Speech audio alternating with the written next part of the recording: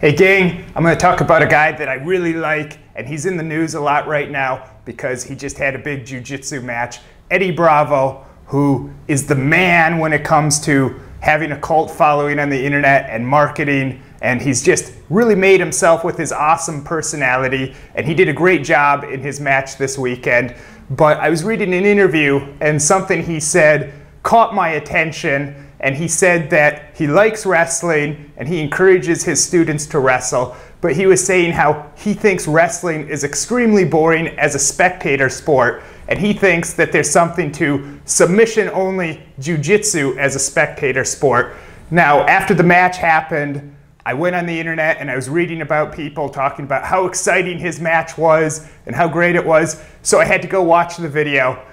And I have to be honest with you, watching it, and especially if you try and put yourself in the mindset of someone that's not educated on jiu-jitsu, what it would look like as a spectator to them.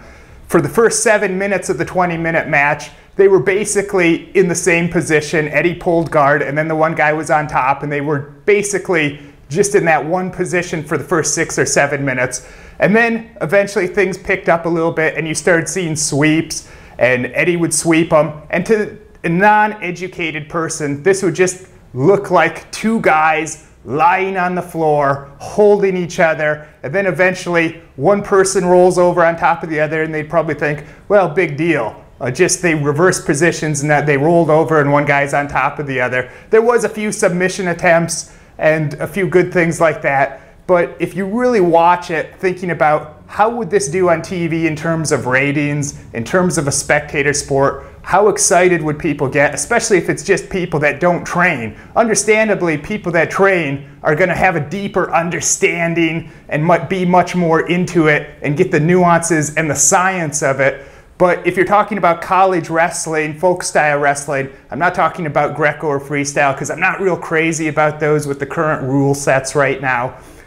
College wrestling, it's a lot easier for the audience to understand. Even if they don't know anything about wrestling, you get that they're trying to take each other down. When one guy takes the other guy down, the other guy tries to get back up, or the guy on top is trying to turn him and get a pin. It's much easier for the audience to understand, and I think it's much more active. Now, I think they're both great, and I think Eddie is an awesome dude. I know he has an army of people on the internet that might not like me for some of this, but I love Eddie. I just disagree with him on this one particular thing, and I think Eddie is a genius because he's actually the only martial arts teacher that I can think of that has found fans that don't even do martial arts of any kind. They're just a fan of him as a person, which shows what an awesome personality he has and what a unique, special person he is. But what do you guys think? Maybe you're a jiu-jitsu guy, maybe you're a wrestler, maybe you're just kind of unbiased either way. Maybe you don't know anything about either sport or either art, in which case, check them out